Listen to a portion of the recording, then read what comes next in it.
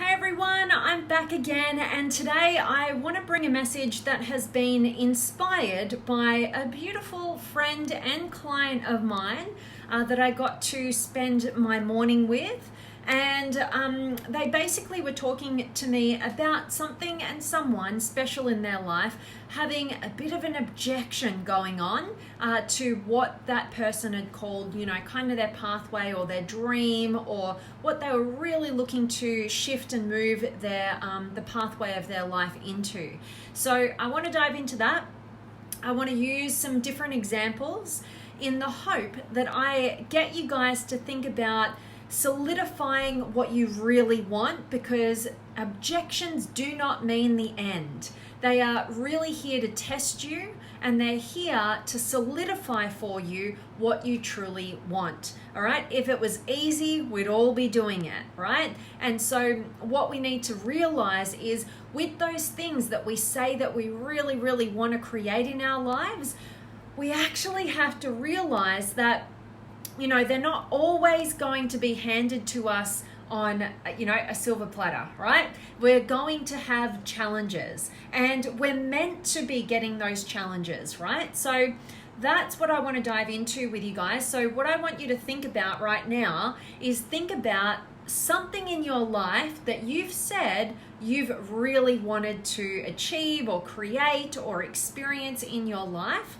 And I want you to then now think about those times in your life where you've actually been hit with objections, right? Maybe you've shared a dream or an aspiration with somebody in your life, and maybe maybe they've hit back on that, and maybe they've decided that you don't have what it takes. What are you thinking? Or, well, what if you fail? Or all the objections come into place. And really, most of us, unfortunately, we end up listening too much to those objections. We end up listening to those external sources, and we end up, dampening down and throwing in the towel around our actual dreams and aspirations and our goals, right?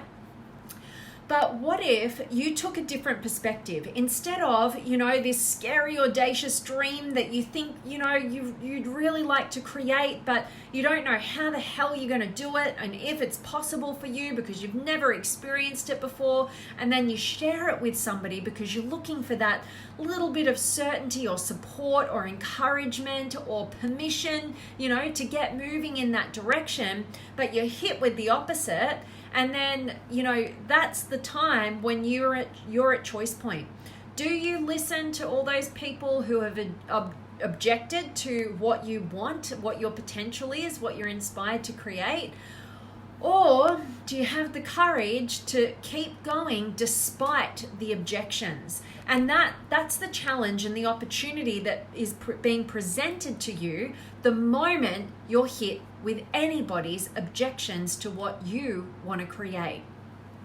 Now, it comes down to your level of certainty, so I'm going to dive into that. But remember, every single time you are challenged with an objection towards something that you want to create, it doesn't mean it's the end. What it really means is this is your test. You've said you wanted to create this. You've felt like this is the thing that you want to create or do with your life or whatever the goal is. And this is the point where we say, okay, have you got what it takes in terms of your internal conviction around what inspires you? All right. And this is the time to build the muscle. Are you just going to be swayed off course really easily by some, misinformed or ill-informed person who has no idea who you are and what you want and what you're capable of creating? Are you just going to listen to that and let it throw you off the page? Well, maybe it's not really something that you're truly inspired by, and maybe you've not really been moving in that direction for the right reasons. So, if you're that easily swayed and you're that easy to throw in the towel, then maybe it's not something that is really inspiring to you. But on the flip side of that, sometimes we share too soon. we share with people, the wrong people, who are just going to hit us with their fears and insecurities, albeit that it might be coming from a place of wanting to keep you safe and secure.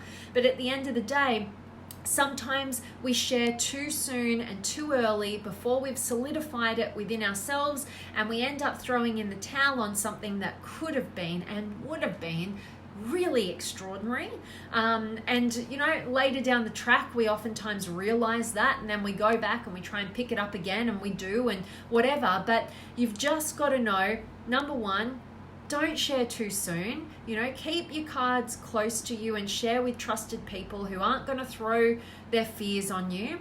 Secondly, even if you do get hit with objections, it doesn't have to mean that you can't do that thing. It doesn't have to mean the end. It may just be here as a necessary test to test your commitment and your inspiration and your internal conviction around what you're moving toward. And oftentimes in my life, when I've been hit with objections, which is often, right, in the work that I do, when I've been hit with those objections, it didn't feel good in the beginning. It didn't feel very comfortable.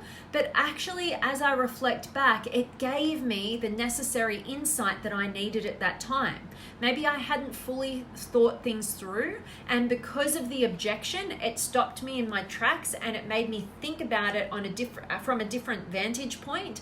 And because of that, I was able to move forward with the same thing, just more intelligently, right? I thought about other possibilities and what could go wrong and prepared myself for different things, right? So the objections don't mean the end. It's here to solidify what you want, and also to get a new vantage point and to take, what is the possibility? Is there any merit to this objection? And if so, how can I, protect myself from that and be more intelligent in my pursuit of what I'm looking to move toward?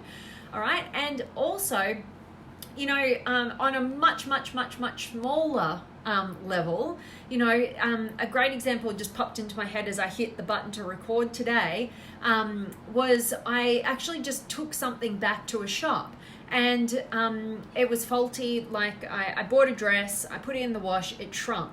And so I was like, okay, better take this back. And before I went into the shop, I thought, I'm just going to double check my receipt, right? And I'm just going to check the terms and conditions. And I went over it, and then I made certain that I knew what the terms were and that I could, in fact, ask for a refund if I wanted to. So I got certain, and then I got out of the car, I went into the shop, I explained what had happened, and the shopkeeper said, no problem, what size is this? I told them, and they went and got me a new one from the shelf. And I said, oh, sorry, I was actually just after a refund. And they were like, oh no, we can't do that. We can exchange it for you, but we don't do refunds. And because I had a level of certainty, right? Because I'd actually read the terms, I just kindly and politely pointed out the terms to them, and I got my refund, But if I wasn't certain about that, if I let their objection just run the agenda, then I would have ended up with the same dress that's probably I'm going to put in the wash again, that's probably going to shrink again because that's how they're made, right? And I'm going to stay in that loop rather than, realize what the objections could be, and then educate myself, and then come to the table with more certainty than the person who has the objection, so it doesn't sway me from what I want, right? So that's just a really minuscule surface level example of, using your knowledge of what can be, what objections can come at you, and being the most certain person. Because when you're not the most certain person, when you're sharing your dreams and aspirations a little too early, when they're kind of babies and you're not too sure and you're pretty uncertain and you're just looking for some validation, and you share with the wrong person and they hit you with an objection of certainty about its failure, you're going to get thrown off your path. And this happened to me, over the last 6 months. I actually invested in a company where I went and I got coaching from the owner of this company. and they told me everything I wanted to hear, right? And then a week or two later, I went to an event which was not with the owner of the company. It was with just a bunch of their coaches. And I, presented my same kind of ideas, and they told me everything that was the opposite to what I'd already been advised, right? And so I was left in a position where these coaches were objecting to the original coach's ideas, and everything that the original coach had said was completely opposing to what these coaches were telling me, right? And so I was left in a position where nobody in my external world was giving me the answers that I was seeking. And so I was left, I came to that scenario with a hell of a lot of uncertainty and a desire to be given certainty. And then the whole scenario played out in the precise way it needed to for me to back my own self and build my own certainty and not rely on the external certainty that I was seeking that was completely contradictory in the end, right? So there's plenty of value being given to you when people object to what you want to create, because doesn't mean the end of what you want to create. Never let it be that. It just means that you need a new level of certainty and you need to solidify what it is that you truly want. And the moment you continue to back yourself, but more intelligently, because you're taking in different vantage points, is the moment you actually build the confidence and the courage to actually pursue a life of real meaning and stop relying on those external sources. You become the center of your certainty, and there ain't nothing more freeing than that. So I hope that me sharing this message with you guys is of value. As always, I always want to check in with you guys, so drop me a comment. Let me know where in the world you're tuning in from. Have you got any questions or comments or words of wisdom or anything? I'd absolutely love to hear from you guys.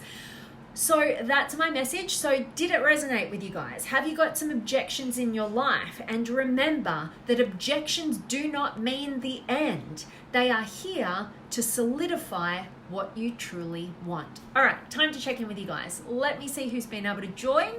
I have got Justin in the house. Much love to you, my friend. And Jerry. Hi, Vanessa. Salute. Storming Quebec City at 2:08 a.m. Oh my gosh, that is super early. Always grateful to have you join, Jerry. And Darren's here as well. And John, this is really good development topic, Vanessa. I'm so grateful to hear that this is of value to you, John. Thank you so much for letting me know. And always great to see you live. And Corey's here as well, and Filippo and Rhea. I'm loving that this is an interesting topic for you, beautiful. Good to see you again. And Thor, hello to you. And Ram, hello. And John, that's the best example I've ever heard on certainty. Awesome. I would love to hear a lesson by you on that subject. I love that, John. Thank you so much for letting me know that that was of value to you. And yeah, certainty is a really powerful focus point, because most of us are driven by certainty. We're driven by comfort and security and certainty, and it's the very thing that is robbing us from all the possibility and potentiality that is available to us. When we live in probability and certainty, we rob ourselves from possibility and ultimately our fulfillment and our progress. So why not? I'll throw together one of these lives for you, John, on certainty, if that's interesting to you. I love it. Thanks for letting me know.